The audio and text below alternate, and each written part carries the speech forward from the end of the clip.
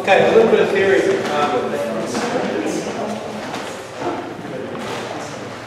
Button where you can.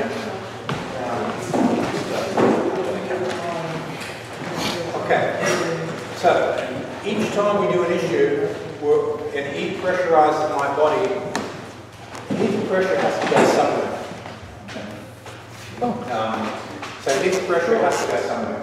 It's either going to go into my physical tension, into the physical muscle, so as you push on my body. If I'm just in physical, I'm feeling stress. So that's the first part of your connection. Then as you ground out your stretch, the physical stress disappears and you're working on the elastic springs. So now I'm just a trampoline underneath his body. Then I start moving to the life force feeling. Now the life force is starting to support his pressure. And then it's just straight into the mind connection.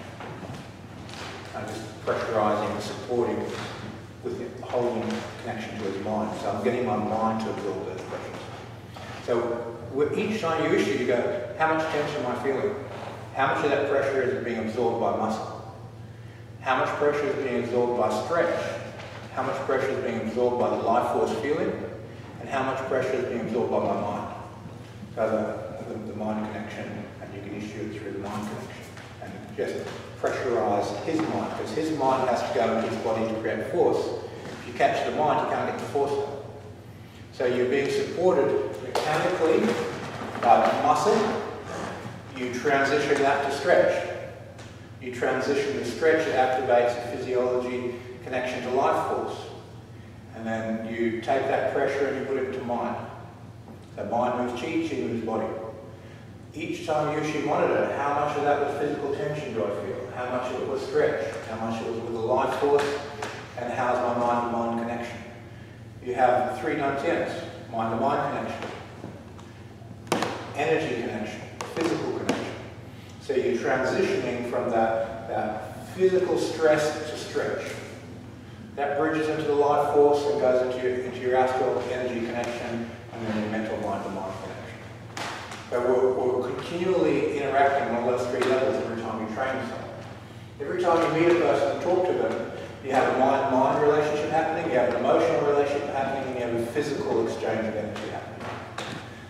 These three connections are coming through all the time when you're training yourself. Give yourself time to see it. When a person puts a pressure on your body, if you feel stress, that's muscle. If you feel stretch, then you're transitioning in the right direction. Hit that physiological trigger to connect the life force. Let the life force support this pressure, and then amplify the mind-mind connection. Once you've had that issue happen and you've set the person out, mentally note your percentages, take your time. It might take you 1 minute of thinking about it. Go, okay, this is what I experienced. My body did this. I had X percentage of tension, X percentage of stretch, X of life force feeling, and the mind-mind connection is what it is. You might have a really heavy muscle connection and a really strong mind connection. And the life force and stretch may not be there, but you can still get the mind-mind connection. You can break a person's structure with muscle and influence it with your mind. So it's not linear. The percentages can mix in any way. Every time you do it, it's different. If you can recognize these four qualities, these four frequencies of energy, then you can refine and develop them. So take your time to see them and note them.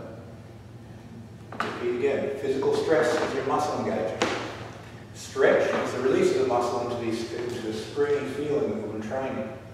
Life force, when the person is being supported by life force, they're sitting on a cushion and the bridge goes really, really light.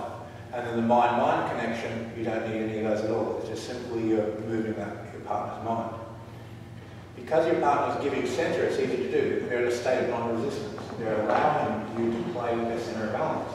So when you connect your mind to their center of balance and influence it, he's completely open. Your partner, he or she is letting it happen. So this is the perfect time to practice and understand the skill. Normally people are subconsciously protecting their balance, subconsciously protecting their energy, subconsciously protecting their body. So to get in is much more difficult than an average person. Here we're in a situation where we're trying to understand those laws, understand those rules, understand those mechanisms, how they work, why they work, and explore them. Once you explore them, you're going to find doors. Every person's got a door into their subconscious. How do you get in?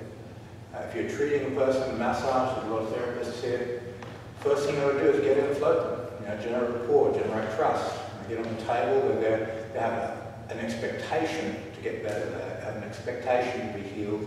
They've already opened the door for you, so you have direct access into their system.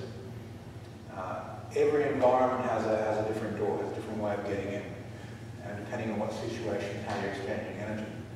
Here, we're putting heavy pressures on each other and exploring our reactions and how our mind vibrates to generate the energy field and how our physiology responds through tension or stretch.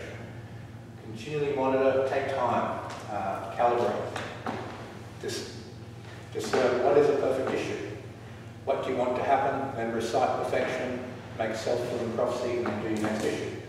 We're at this level of skill, you want to be at this level of skill, release on that, take it to that, and then do your next issue. Continually refresh the blueprint of what you want until it manifests and becomes that reality using the technique.